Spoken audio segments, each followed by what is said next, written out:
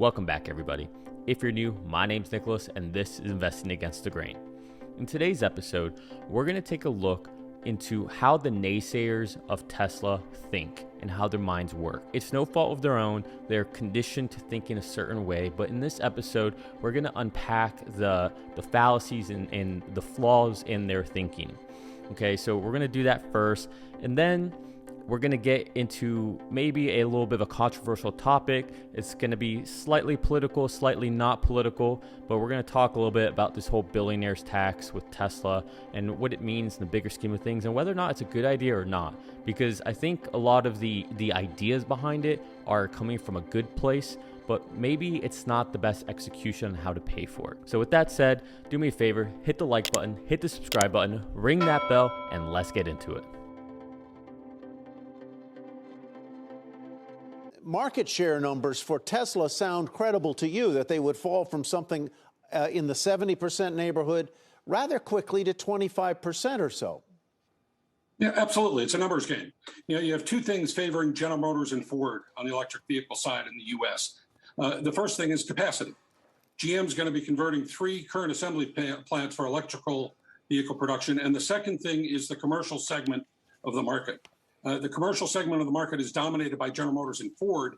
And when you look at the electrification of the vehicle market in the United States, the total cost of ownership, new product, and then some of the social pressures and then the functionality with electric vehicles for the commercial side of the market all favor General Motors and Ford. So here's a perfect example, right? I mean, first of all, he really said nothing at the end there about total cost of ownership.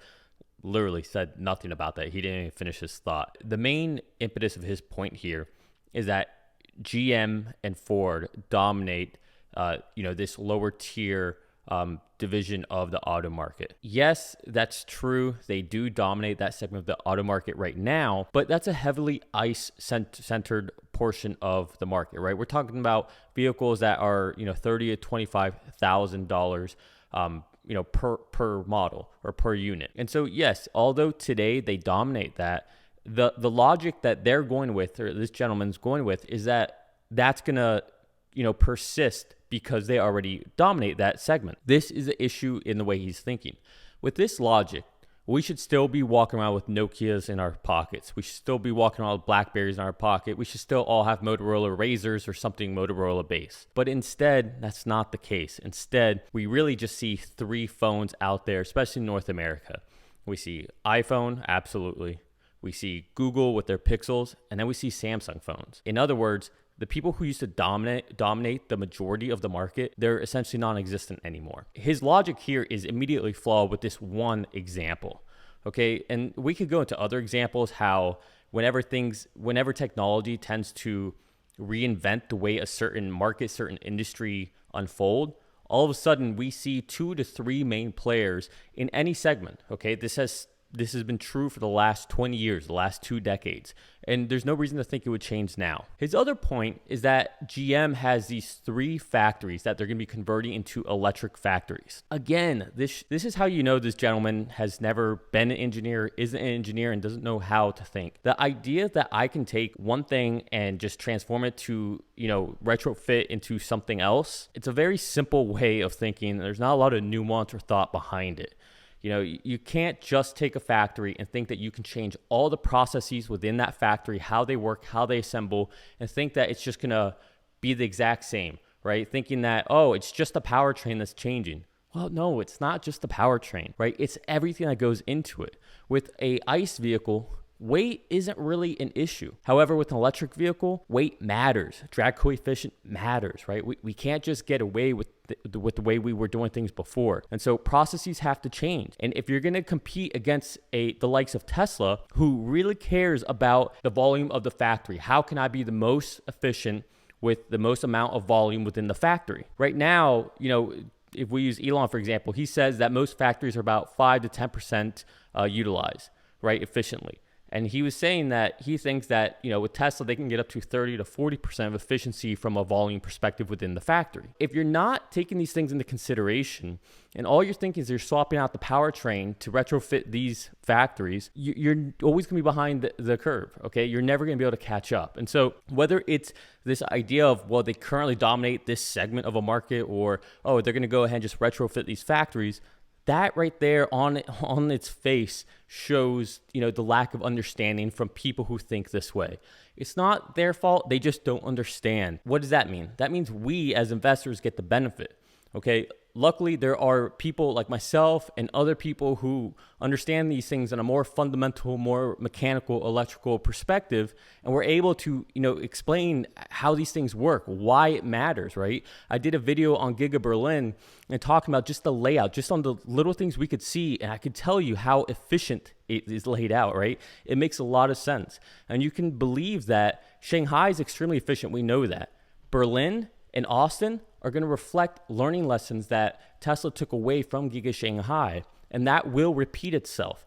Okay, so Tesla is a company that's all about iterating on top of what they're doing, not just on the vehicles, but more importantly on the manufacturing plants. And this right here, this is the key advantage for Tesla. Elon says it himself. The manufacturing plants, the gigafactories, will be the real differentiator between them and the competition. So, Michelle, if Tesla can continue to hold on to a number one or number two position, who's going to be the next one in here, the number two player, or maybe even the number one player when we get 10 or 15 years down the road? Well, I think everybody's going to be playing. So there's going to be a lot of nibbling around the edges. I mean, if we look at right where we are now, Tesla's, I think their market share in the third quarter was 70%. They probably cannot hold on to that, as Michael said. But GM's going to take some of that. Ford will take some of it. Someone you didn't mention earlier was Hyundai, very aggressive in electric, and Volkswagen as well. So everybody's going to be in the game. Everybody's going to try to grab a piece of the pie. There's another big flaw with the way they think here about everybody's going to be able to survive. At the end of the day, the Fords and GMs and Volkswagens and Hyundais are going to be competing against each other. Okay, and they're also going to be struggling to balance this, potentiality of an Osborne effect where they're selling more vehicles that they make less profit on and ruining their actual revenue profit generating engine, which is the ICE vehicles. And so to think that all of these companies are going to be able to balance that out perfectly, and that they're all going to be able to innovate on batteries, they're all going to be able to innovate on manufacturing, they're all going to be able to come out with some type of ADAS system that rivals Tesla, that they're all going to be able to do all these things and execute perfectly, it's just not realistic, right? I mean, it doesn't take a genius to figure this out. It's just a lot to handle. It's a lot to overcome. And yes, maybe one or two companies will be able to handle and, survive off the scraps of Tesla, but I don't think many are going to do it. So this whole idea that everybody's going to be able to benefit and everybody's going to be able to eat off of this, I'm sorry, this history has shown us this does not happen. Okay, anytime an industry is revolutionized, we see a lot of losers and we see few winners. Michelle, what about the sort of profitability here? I mean, Tesla is already described as the most profitable mass market EV maker, maybe the most profitable automaker, period, given its operating margins. Which you notice how they're both shaking their head here? Keep that in mind. I think are almost 15%, kind of. I think Mercedes is close to that, but someone like Volvo is way behind. And the investments they're making in the Gigapress and other technologies to get these cars made quickly and at scale, can rivals match that? Well, the other companies are going to have the financial investments they're making and profit issues as well. I'm not a financial analyst, so I can't speak to the margins, but everybody's going to make these investments. And right now, it's not a hugely profitable business. Kelly here, by the way, who I think is actually a very good host, interviewer, reporter for CNBC. She actually seems to understand Tesla and can ask these questions from a intellectual perspective because she understands them. Now, here we see this lady Kelly's asking about, will they be able to, compete when Tesla is so profitable and their margins are so high and that they're the most profitable automaker out there. And you see both her and this gentleman are shaking their head like no. Yet you'll see in a second that the gentleman will say that, he doesn't even follow Tesla. She just got done saying that she's not a financial analyst. She doesn't know the margins or anything. How can you automatically shake your head no when Kelly's asking you this question and you don't even know the numbers? Tesla has a 30%, call it 28% minus credits, automobile margin. That is unheard of. Nobody else in the industry has those margins. Only Tesla does. For you to sit here and tell me that you think that, all these companies are making these investments and they're all gonna, it's not a very profitable industry and all this, but they're all making these investments and eventually, things will come from it. And Tesla's already there and they're making record amounts of margin. I get it. It's not their fault. They're stuck with a certain way of thinking. They don't do their homework and they get called onto these shows and, they probably just say yes just to get a little of attention. But either way, if you're going to go on a show like this, you would think that you would know what you're talking about. And the fact that you don't even know the automotive margins for Tesla, and you don't know what they are for these other companies, and you're saying that they're all going to stick around, that just shows how ill-prepared you are. And I'm sorry, no. These companies will make these investments. Just because you make an investment does not mean it pans out. Let's get that straight. The majority of investments go south and go sour. Look at all these companies. Just look at tech companies. Tech companies are known for, after they grow a certain point, they become Me Too companies where they have to go and they have to buy their innovation because they can't innovate from within anymore. Well, that's where these OEM companies are, right? They're in this Me Too movement where they're trying to be a Me Too like Tesla. And I'm telling you, these investments tend to fall flat. They don't tend to be successful. It's not a lack of want or desire, but just because you invest does not mean it's going to bear fruit. It's just not the way it works, right? One does not equal the other. Exactly, Michael. And that's the issue because this is not a hugely profitable industry to begin with. So what would your own sense be about the massive, look at the investments it's taken Tesla to get to this point. They've amount of, obviously they issued a ton of equity over the past couple of years to help fund these build outs. They're bringing Austin online. They're bringing Germany online. Where does that leave the others? We've seen the prototypes. We've seen the models that they're launching. Can they produce them at scale with the same profitability? Well, I don't follow Tesla, so I'll leave my comments to them aside. Why is he on here then? If he doesn't follow Tesla, why is he on here? How can he have anything of substance to say if he doesn't follow Tesla? Right there, you immediately disqualify anything this gentleman is saying because he doesn't follow Tesla. So how can he know anything? I'm not invested in Ford or VW or NIO I was in NIO at one point, but or any of these other companies, but I know about them and I follow them and I understand them. Why? Because they're in the same space as my investment in Tesla. And so you should always understand the competition that your investment will have to deal with. This gentleman clearly hasn't done that, right? He's very narrow-sighted in what he follows. And that is going to be his flaw. That's going to be the downfall of any investments that he makes or any guidance he gives, is that he's not looking beyond his, circle of competency, right? He refuses to look beyond Ford and GM because that's all he cares about. So that's all he sees. So that's all he understands. And that's yet another issue with people who think this way. But if you look at what General Motors is doing and Ford with their battery capacity in the North American market, it will be larger than Tesla's. No, it will not. This is patently false. How can one gentleman... For 2 seconds ago, he said he doesn't follow Tesla, so he'll keep his comments about Tesla to the side. And next second saying that Ford and GM's batteries, they're going to have more battery volume in the U.S. than Tesla will. No, they won't. They won't even have it close. And even if they did, it won't be at the same cost structure that Tesla has. All right, between Giga Nevada, between Cato, between what they're going to be doing in Giga Austin, they just won't. Right? They don't have the prowess. They don't have the engineering for it. And not to mention, GM and Ford aren't building their own batteries. Okay? They are partnering with battery manufacturers. So there's a difference here, and clearly he doesn't understand this. And when you get right down to it, cost on an electric vehicle comes down to the battery. That's what it is. And so if you can put scale into battery production, yes, General Motors and Ford will be the low-cost producers because they're going to have so much volume. No, they will not be the low-cost producers. Nobody has more volume. Nobody understands scale better than Tesla. Coming from pickup trucks and commercial vans. And that gives them a huge competitive advantage in the marketplace and from a profitability standpoint. They don't even have more than 150,000 reservations for the Lightning.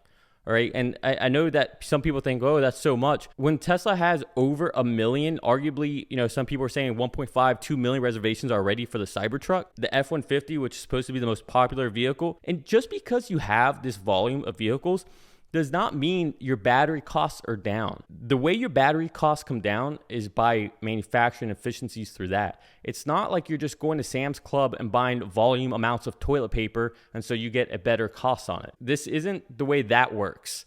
I don't understand why that's the idea here, but yet another issue with the way he's thinking. Do you see that happening in the near term? And how much do you think their production numbers overall will include EVs in the next couple of years? I guess my question, Michael, is how quickly can they get up to something approaching a major scale?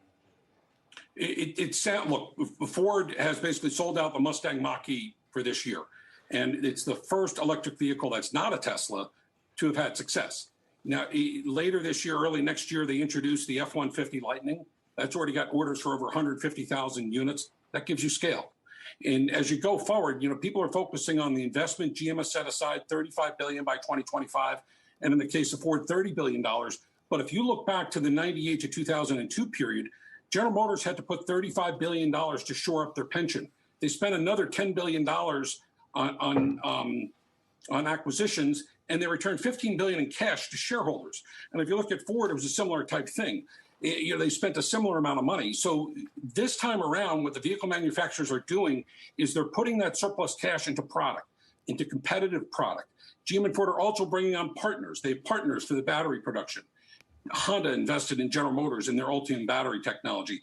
And so these are very different companies with cost structures that have been reduced 50%.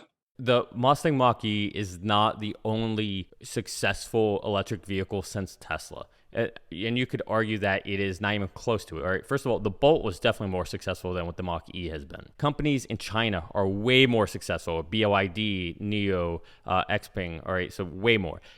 VW has been more successful than Ford has. You saw the graphic up there, right? VW is the number 2 for electric vehicles. No, that statement alone is patently false. Again, just false statement after false statements. Then the whole idea of, okay, so Ford already has 150,000 vehicles on reservation and the Mustang Mach-E is sold out. What does that mean? If I can only make 30,000 Mustang Mach-E's and I'm sold out, like, what does that mean? There's an issue that Ford can't scale. All right, they can't scale and they don't want to scale. Keep that in mind. They do not want to scale the Mustang Mach-E or the Ford Lightning too fast because, again, the whole Osborne effect. And to sit there and just talk about the Mustang brand like that, the Mustangs are declining in sales as a brand. I don't understand the argument here. He didn't answer her question, which was how fast or how soon will it happen before all these things happen? And he didn't answer. All he wanted to say was, oh, they're sold out of this, they're sold out of that, yet the numbers are very low, so being sold out is irrelevant. He did throw in there saying that the battery cost will be 50% less. For GM, that's what they're predicting. They're predicting a 50% battery reduction in cost by 2025. Meanwhile, Tesla, with their 4680, will have a 50% reduction in 2022. All right, so by the time GM gets to where Tesla is, they'll be at least 3 years behind. Then there's this other weird argument he goes into here about talking about the pensions and the stock buybacks. Let's be clear, that means nothing, okay? The fact that they're taking the funds that they did before and they're using it to invest, that means nothing. Look, just because, I don't know how else to say this, just because you invest in something does not mean you're going to have a good outcome. Input does not equal good outcome. If I invested $1 million into Tesla 3 years ago, I had a great outcome. If I did the same thing into BlackBerry, I had a bad outcome. There's a difference there. Yes, I can invest, but doesn't mean I'm going to have a good outcome. Once you invest, well, now that's when the real work starts. That's when you have to have the engineers, the expertise, the people who are going to be able to get out of the way with the bureaucracy, get rid of the MBAs. Can we have real engineers here who are really thinking how to make things more efficient, how to reduce weight, how to, make it so a manufacturing plant can be more successful? Can we make things with less parts, like what Tesla's doing with the Gigapress, right? That's where all these other things come in. But they don't understand this. Okay, Kelly even brings up, the gigapress, and they don't even know what that is, right? And they sit there and say, oh, eventually all these manufacturers will be doing all these same things. No, they won't. No, they won't. Tesla has a special alloy that they can use to make these large castings with the gigapress. Nobody else has that alloy, right? Even Sandy Munro tried to test the metal to try to figure out what it was, and they couldn't figure it out, right? There's some special ingredients in there that they don't know what it is. The only other company that has that is SpaceX. No, not everybody can just do these things. All right, it's this very silly, mundane way of thinking that just because someone has done something one way, that all of a sudden they can pivot. If that were true, why isn't Nokia and BlackBerry and Motorola still around? Someone explain that to me. Why is MySpace not still around? Someone explain that to me. Why does nobody use Yahoo as a search engine? Somebody explain that to me. Why do we not have any blockbusters anymore? Why didn't they pivot? This is how technology works. You need to learn how to pivot. And the truth is, the people who were there in place already, they don't tend to pivot. They tend to be stuck in their own ways, right? We don't see anybody walking around with any Sony Walkmans anymore. This is the way technology works. And the truth is, a lot of these companies tend to go out of business. Walmart and Amazon, right? Amazon almost took out Walmart. Amazon was just a book company. We don't see any Sears anymore. We don't see any Kmart's anymore. We see Target. We see Walmart. That's about it. And then Amazon's really the dominant one of all of them. This is the way things work. This is how the process works. Innovation, at the end of the day, will reduce it to a few winners. It's just the way of the world. It's the way things work. We're going to stop there now, and I want to kind of transition into a potentially controversial topic. I'm not going to show you anything, right? You guys can look up your own articles if you want, but I just want to touch on this billionaire tax that has to do with essentially what some are calling the Elon Musk, Jeff Bezos tax. I don't like to get into politics. I'm not a Democrat. I'm not a Republican. I'm Nicholas. I believe in having nuance, ideas, and opinions on each topic. I don't affiliate with any one party. I affiliate with myself and my own thoughts. Now, with that said, this billionaire tax, this is the most idiotic thing I've ever heard. The idea of taxing somebody like Elon Musk, who arguably saves the government more money every single year than any other person, any other company, any other affiliation, is ridiculous. The idea that you want to tax him on his wealth that he has not realized gain on. This is a man who lives in a $50,000 house outside of SpaceX. This is not somebody who's out there buying Lamborghinis and these $1 million yachts and these mansions all over the world. That's not who he is. He has saved the government billions and billions of dollars by creating rockets that go into orbit, that do payloads to the space station for billions and billions of dollars less than anybody else. Him and SpaceX have propelled our nation into the leadership when it comes to rocket technology and space technology. Elon Musk and Tesla, if you're a green energy fan, if you believe in climate change, if you believe in getting to a sustainable world, nobody else in the world has helped propel that than Tesla and Elon Musk. If it wasn't for them, you would not see this movement with electric vehicles. It would not happen.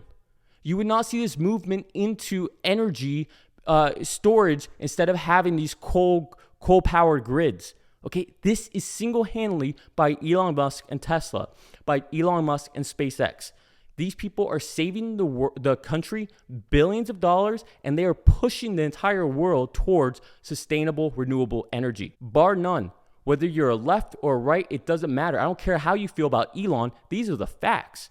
And so if you care about these things, throw your political affiliations to the side because it makes no sense. Now, as far as the billionaire tax, why does that grind my gears? Well, mainly because it's the stupidest way to tax anybody. The idea that you're going to tax a very small portion of the population who has the means to fight back against this tax or find loopholes or ways around it. Elon just moved their headquarters from California to Texas. What's to have him move it to some other country that gives them better tax benefits? They can do that. This just makes no sense. If you really want to push the leading innovator in the world, our leading company in the world, the only company we really have that can push back against the likes of China, and you want to move them outside the country, this tax will do that. It just makes no sense. On top of that, you're not just, the idea that you're going to be getting these taxes and to help pay for this 3.5 or whatever it becomes $1 trillion deal, it makes no sense. You're going to be hurting millions and millions of investors because Elon doesn't have that cash sitting in his bank account. He has never sold any Tesla shares. And so how do you think he's going to get these billions of dollars he has to pay for? He'll have to sell Tesla shares. Which, what does that do? That will drive the stock price down. That's what will happen. So why reward all the naysayers and all the short sellers by hurting our greatest innovator, our greatest companies, and what makes us a leader in the world still? Without Tesla, without SpaceX, we are not a leader in the world anymore. Like, get that through your heads, okay? We will not be. China is by far ahead of us. Just look at what they're doing with supersonics right now, okay? We are not ahead. If it wasn't for Tesla or SpaceX, we'd be so far behind. We really need to think about these things. And if you really, listen, the Democratic Party, if you're really the party about green energy and renewable energies, why are you giving so many subsidies to the oil companies? Last year alone, I think it was about $5.6 trillion in subsidies that you gave to the oil industry. That alone would pay for this entire bill. So if you really are the party of renewable energy and climate change, and you really are about progress, stop this hate against Elon Musk and his companies. You don't have to like the man. You have the same vision, you have the same mission, supposedly. And if that's true, then you need to incentivize in the right way. You need to find the proper way to pay for these bills. And that would be taking away these subsidies for these oil companies, for coal companies. Okay, that makes sense. I'm not saying that what's in these bills aren't important or don't have good intentions. I believe most of these people have good intentions. At least I hope they do, right? Maybe I'm, overly optimistic here. But the way to do it is not to attack and hurt and deprive people investing in companies that are going to change the world and our greatest innovator in the 21st century. That's not the way to do it. Okay, rant over. I appreciate you if you stuck to the end. It means a lot to me. I know these videos tend to be a little longer, but I get passionate. This is all stream of consciousness, and sometimes I just have to get my message out there. With that said, do me a favor, hit the like button, hit the subscribe button, ring that bell. Love you all. Peace.